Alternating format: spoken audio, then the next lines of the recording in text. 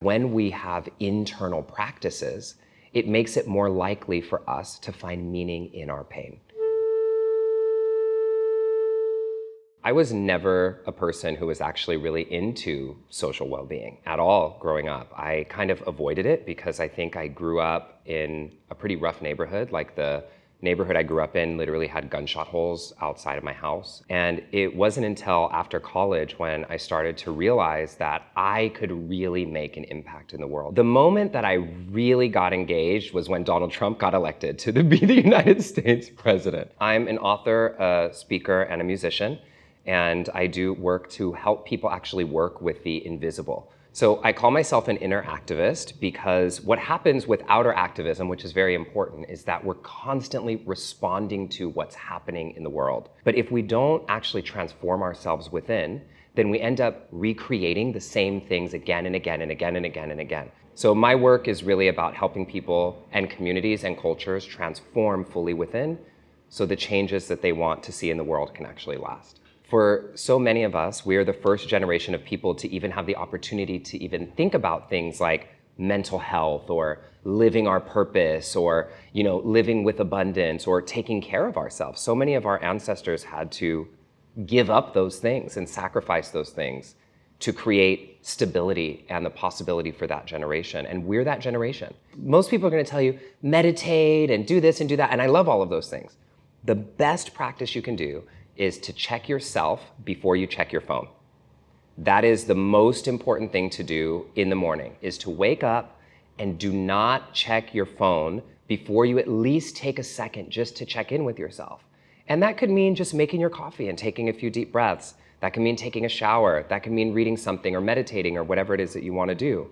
But if we check our phones first thing in the morning, even you see your alarm ring and you look really quick, what happens is before you even get to start your day, you already feel that you're behind. So we cannot tie our movement for diversity to things like hope or joy or love or whatever it is. And the reason why is because those are emotions, and emotions change.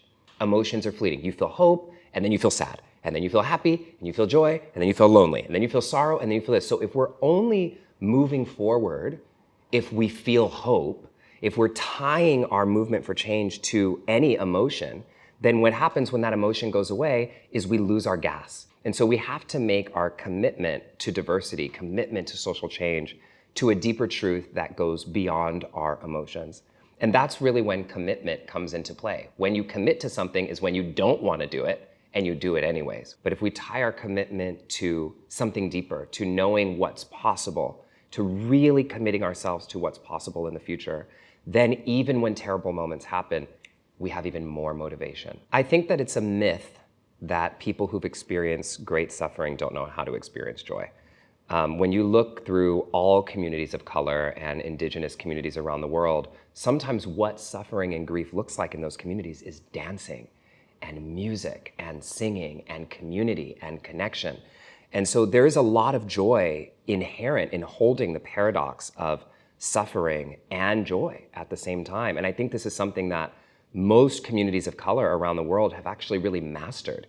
And so with that, I think that might be why a lot of times we see communities of color and people who have suffered trying to make an impact in the world because they know how wrong it can be, but they also at the same time are holding a vision for what's possible. So we hear about post-traumatic stress all the time, but post-traumatic growth means because of what happened to you, you bounce beyond it.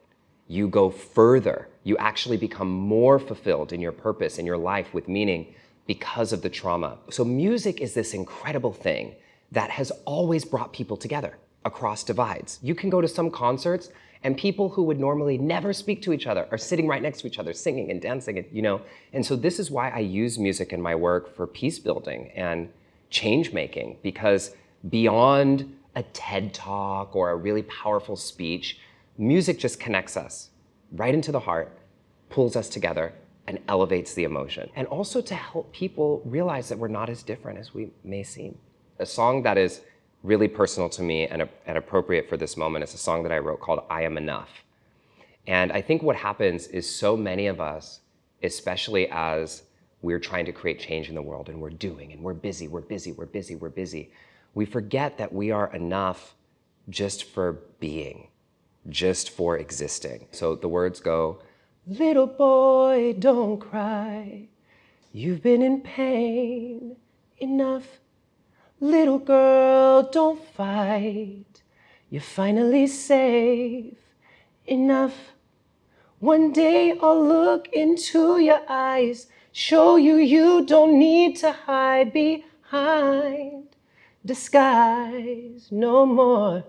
Spread your wings, you're terrified. Don't be afraid, you're born to fly. I'm by your side.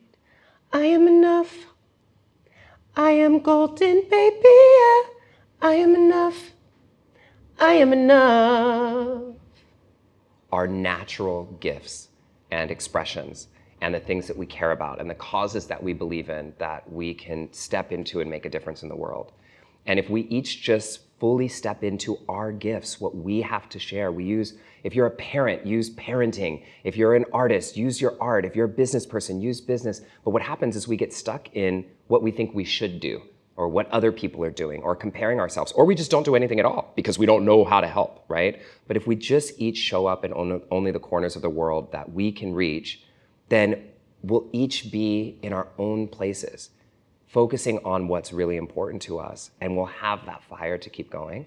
And in this way, we will heal the world with love and compassion and care and well-being for all. So.